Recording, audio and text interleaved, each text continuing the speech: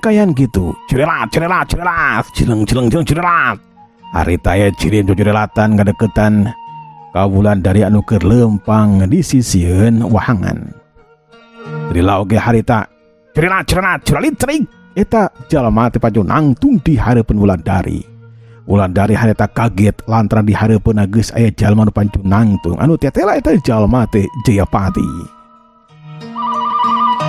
Jayapati harita netep seukeut ka Wulandari. Wulandari geus sarua harita netep seukeut ka Jayapati.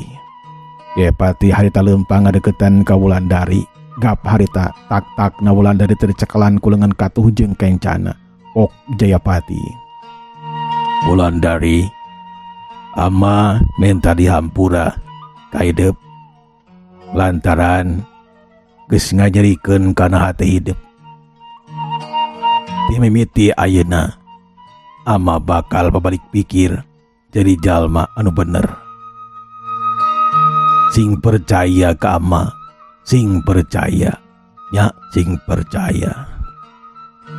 Puguh we ngadenge caritaan anu jadi bapa samodel kitu. Wulandari harita kacida bungahna langsung adeta ngarangkul kanu jadi bapana.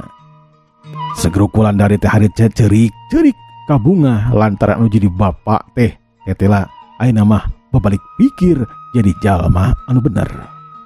Sok padahal nyaana nama Jayapati teh keur nyani wara sangkan Wulandari teh henteu kabur. Sangkan Wulandari teh henteu ngambek ka manehanana. Anak anu hiji-hijina barejeng awewe jeung dipikanya aku Jayapati piraku bae diantepkeun kabur kitu bae. Geus Wulan. Ayeuna mah ayo. Urang balik. Ayeuna mah cicing, moal cicing di mana? Anu dicicingan ku Basanti bi moal. Ayeuna mah urang nyieun lembaran anyar keun bae. Si Ambarawa sabara kanca matong di pikiran. Ayeuna mah urang miang be ka tempat anu sejen. Urang nyieun imah sorangan, urang cicing di tempat anu sejen. Yuk ayeuna mah hampura amanya. Mudah-mudahan Nyai bisa ngampura ka ama. Laras ite ama, laras pisan atuh napi bohong ite. Laras atuh piraku. Ama teh ngabohong ka Nyai. Pokona nama sapeting jeput ama teh mikiran ngeunaan caritaan hidup tetela kepikir udah memang sakuduna ama teh balik pikir jadi jalma anu bener, jadi jalma anu jejeg bener, ulah nepikeun ka jadi jalma jahat be saterusna. Sakabe jalma ge bakal maut, bakal ajal. Piraku ama teh dina waktu ajal jadi jalma jahat atau meureunan bakal pikir sedihun pikeun Nyai mah. Nempo ama syakarat barejeng katempona teh nyeri. Ari jadi jalma bener mah moal karasa nyeri dina waktu maut teh Nyai. Tangtuna bae bakal aya nu nang tayungan nyatana pangeran. Abdi mah kacida bingahna ama. Ama nyaraos kitu bingah pisan. Pokona mah bingah pisan ama. Gabruk di bae Wulandari harita ngarangkul kana jadi bapana. Bungahna Wulandari na waktu harita geus teu bisa dituliskeun dina kata-kata. Geus teu bisa dituliskeun dina kertas, diucapkeun oge hese makating ku bungahna dina waktu harita. Nya sabaraha kitu mah harita Wulandari jeung Jayapati ninggalkeun wahangan. Jayapati harita geus nyiapkeun tempat pikeun cicing di tempat anu sejen.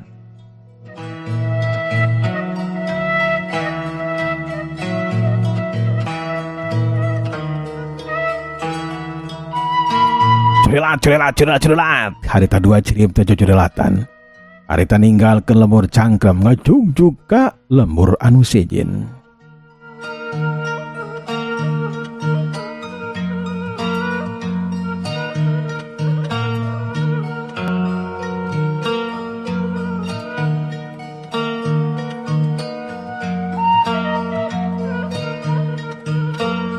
Dua jirim harita kokolepatan lumpat. Tapi bekirila mah harita ente lumpat. Dua dana lempang dina jalan satapak. Barejeng sempal guyon bari jeung hareureuy pokona mah pikabungaheun pikalucueun mun teu aya jalma seje ningalikeun kana tingkah pola Jayapati jeung Wulandari. Da saliwat mah atuh jiga kabogo be jika salaki pamajikan saliwat mah. Lantaran pangawakan Wulandari teh atur sakitu sampulurna geulisna kawanti-wanti endahna kabina-bina. Sedengkeun Jayapati awet ngora Jayapati mah. Anakna nyatana Wulandari umurna 11 tahun tapi manehanana masih kene ngora. Bekirilah teh harita beuki ngeceuhan we ti lembur cangkrem. Saterusna mah Wulandari teh jeung Jayapati asup ka hiji lembur.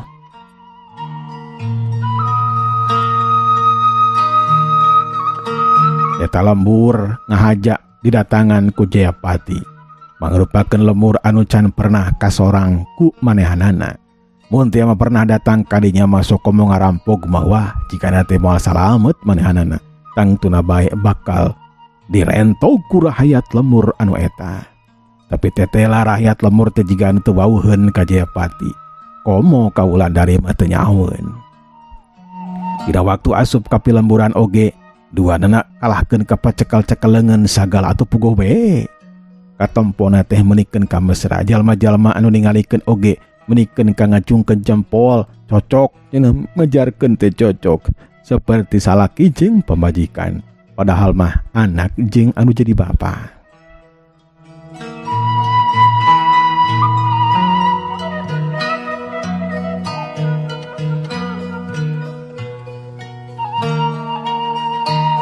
Dalila antarana Jayapati harita ngadeukeutan ka hiji warung.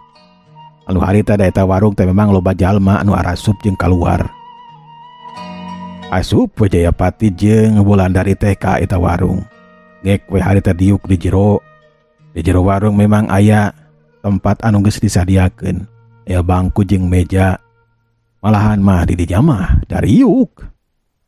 Jalma-jalma teh eueuh nu nangtung dariuk be kabehanana. Anu jarajan loba lalaki awewe aki-aki nini araya. Dalila keluar diganti deui ku jalma anu sejena. Sedengkeun Jayapati jeung Wulandari harita geus dahar duanana. Dina waktu harita Wulandari ulah nepikeun ka maksa-maksa ka anu boga warung komo nepikeun ka ngaruksak mah kudu mayar. Nya lantaran Jayapati pan keur nyani wara teh langsung ngaluarkeun duit. Jayapati mah loba duitna apana ladang ngarampog teh ya.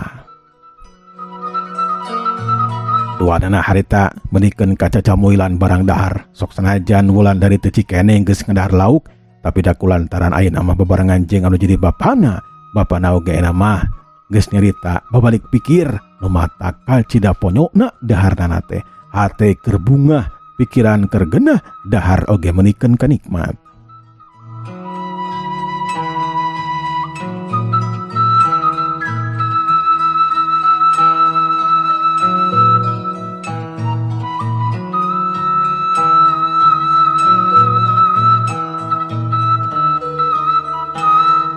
Sareng sena harita dahar leguk-leguk we. Jayapati jeung Wulandari teu nginu menikeun ka ngelekik. Puguh we. Jalma-jalma anu sejen merhatikeun ka Jayapati merhatikeun ka Wulandari. Kabehanana panon neuteup harita ka Wulandari anu sakitu geulis rancunitna.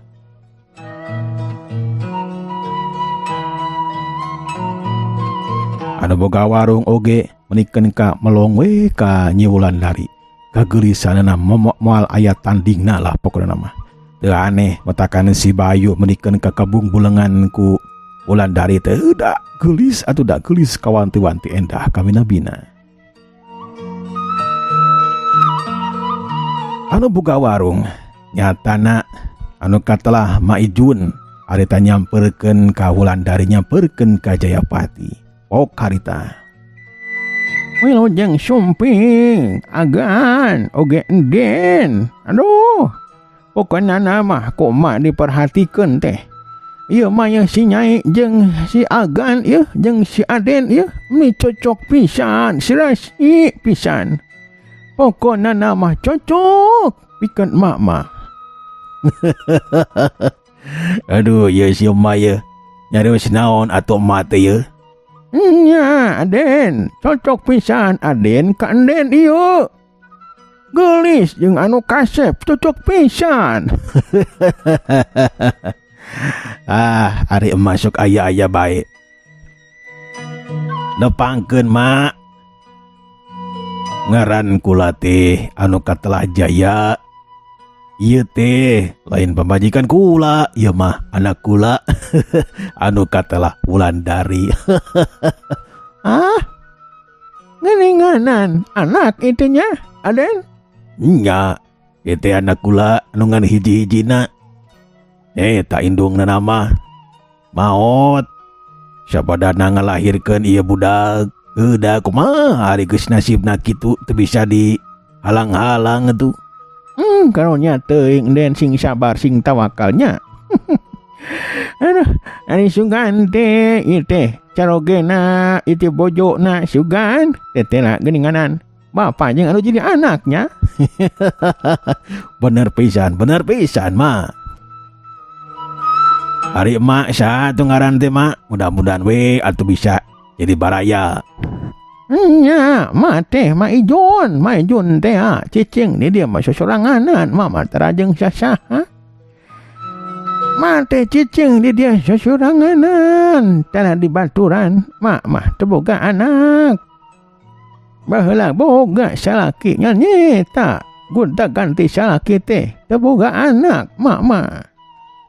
Sing sabar we mak, mudah-mudahan atuh teu boga anak oge ari ngurus anak mah bisa kapanan.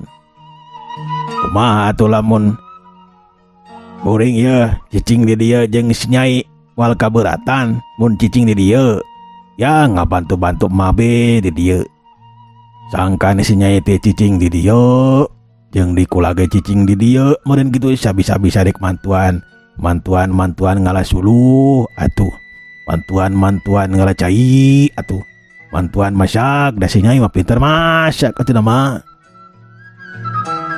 Ngadenge ceritaan Jayapati samadara kitu si Ma Ijun teh kacida bungahna lantaran teu baheula can aya jalma nu nawarkeun diri cicing dirinya bari jeung mantuan ka manehanana.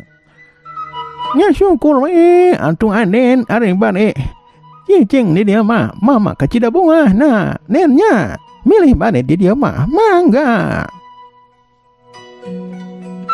Di mah lega pokona nama kamar oge aya opatna.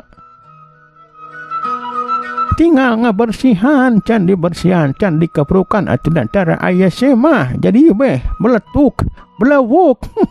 Loba kakebul nu mata engge we kumaha dek dibersihan heula nya.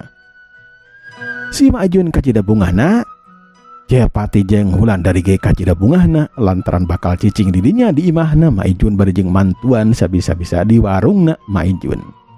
Jalma-jalma nu hadir ngadedengekeun be caritaan Ma Ijun jeung Jayapati katut Wulandari.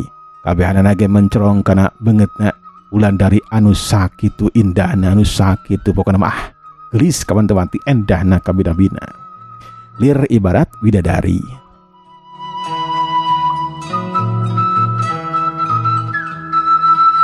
Jasa badana harita anu kawarong teh saeutikan ngan saukur aya hiji dua, Ma Ijun teh ngajakan ka Jayapati jeung ka Wulandari asup ka jero imahna. Gek harita dariuk ditepas sabari ngobrol we harita jeung Ma Ijun.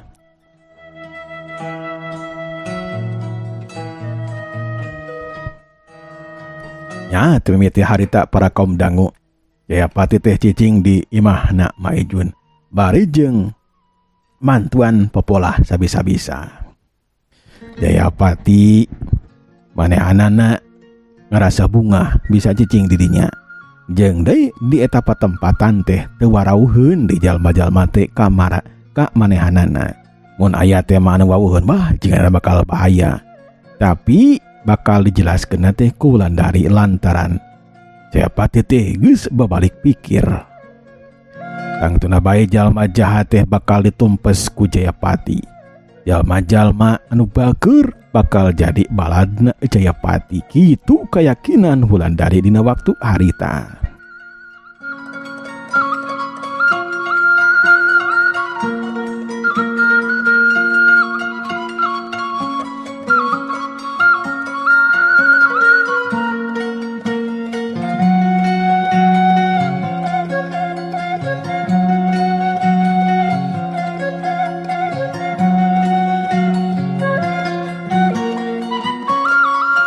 Dina wanci poso sore Maijun harita lapor ka pepuh lembur di dinya. Nyatana pepuh lembur puyuh.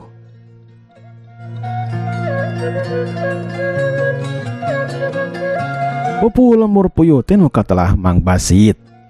Harita bebeja Maijun teh ka Mang Basit yen di imahna aya jalma anu bakal cicing di dinya, di mana Maijun anu katelah Jaya jeung anu hiji deui anakna anu katelah Wulandari. Ya sabada lapor mah Maijun teh balik we ka imahna. Dina mangsa alam peutingna Mang Basit kakara kadinya manggihan ka Maijun, manggihan ka Jayapati jeung ka Wulandari.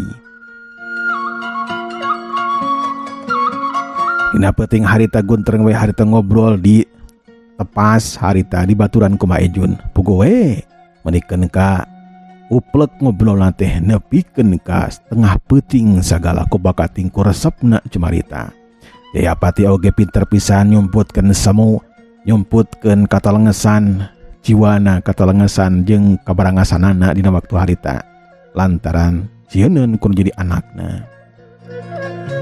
Ya sabadana tengah peuting mah Mang Basit leos harita ninggalkeun imahna Mang Ijun. Jayapati jeung Wulandari ge arasup ka kamarna masing-masing termasuk Maijun. Kuher we sarare kabehanana ge menikeun ka tibra nakranan. Kasugri para wargi cag urang tunda heula Jayapati jeung Wulandari anu ayeuna mah cicing di imahna Maijun. Kieu di urang kocapkeun Basanti bi sabadana ditinggalkeun ku Jayapati. Dina wanci beberang harita Basanti bi sosoranganan di jero imah. Manehanana hulang-hulang tepugu. Nya kulantaran hulang-hulang tepugu Basanti bi teh harita latihan ilmu silat hiburuan imahna disaksian ku jalma-jalma sejena. Nyatana jalma-jalma anu bisaeun kana ilmu silat murid-muridna si Wardi saparakanca. Aya kana sajamna hut het sorangan sabada kitu mah diuk dina Bang Barung. Leguk-leguk harita nginum. Dina wanci poso sore si Wardi saparakanca badalik barejeng tangan kosong teu manggih laratan ngeunaan Wulandari. Si Ambarawa, si Bontar jeung si Romada ge baralik. Sok sanaja dina hatena mah sieun ku Jayapati bisi teh mah teu manggih Wulandari dicarekan. Tapi tetela sabadana tepi ka imah teh ku Basanti berjelaskeun kitu kieu kabehana ngarasa bungah lantaran Jayapati teu boga rencana anu sakitu hadena. Ngan ngeunaan kapanggih atawa henteu mah tangtuna bae Basanti bege teu nyahoeun. Tapi dina waktu harita oge tetela geuning Jayapati teh can balik bae ka dinya. Berarti masih keneh neangan Wulandari ceuk pikirna Basanti bi. Geus we pokona mah kabehanana caricing di imah tong ka mana-mana. Caricing heula we di dieu di imah tong ka mana-mana kan we urusan Jayapati mah antepkeun be. Dangke ge bakal mere beja ngagunakeun ilmu jarak jauhna. Tenang be tenang. Angguran mah geula dalahar kabehanana sok ka dinya. Wardi, Ambarawa geura dahar ka nya. Sok kabehanana tong harese barang dahar mah. Naloba kanan masuk ka dinya. Engke urang latihan ilmu silat doi, sangkan karuat. Sok buru. Henteu dititah 2 kali. Langsung dititah sakali teh langsung barang dahar menikeun ka bola kecerakan. Sabadana barang dahar harita aya nu langsung ngagoler, aya oge langsung ka pancuran marandi. Aya oge anu cicing we ngajentul barejeng hulang-hulang tepugu. Mangsa alam teh harita teu karasa reup we. Harita teh poek lantaran digantian ku mangsa alam peuting. Si Wardi saparakanca caricing di jero imah, si Ambarawa ge sarua caricing. Basanti bi cicing we didinya. Saterusna mah Basanti bi namitian cumarita rencana ka hareupna pikeun ngalehkeun si Bayu. Tetep we inti dina caritaan teh si Bayu we anu diguar ku Basanti bi. Ngeunaan si Bayu kudu dielehkeun ku urang euy. Pokona mah kudu dielehkeun. Nepi ka iraha ge dewek mah tetep hayang modern si Bayu. Lantaran eta budak teh geus nyaluta kapan ka dewek, geus nyaluta ka urang. Uhana kitu, urang teh kudu latihan ilmu silat terus-terusan. ulah nepikeun ka henteu latihan silat uyah nawarni nya mare ambarawa uyah latihan silat ti mimiti isukan urang latihan silat ge beda pokona nama latihan oge di wahangan ulah di dieu seperti bade tawe geuninganan dina waktu maneh teh buluan leungeun akibat ngadahar daging maung teh tah seperti kitu bae latihanna ulah nepikeun henteu cicing di wahangan ngeueum sapoe jeput beuting mah ulah balik di ka dieu tah eta teh bakal ningkatkeun kana tenaga lapis jeung ningkatkeun kecerdasan otak euy otak teh teu kuled nu matak kudu getol cicing di wahangan sok senajan hulu mah teu kacayan tapi kan kapanasan tah eta teh alus pikeun otak euy alus pisan pok si Wardi harita cumarita pokona nama sakabeh ranjang abah siaplah dijalankeun rek kitu rek ieu anu penting mah tujuan utama urang tercapai we maragatkeun nyawana si Bayu.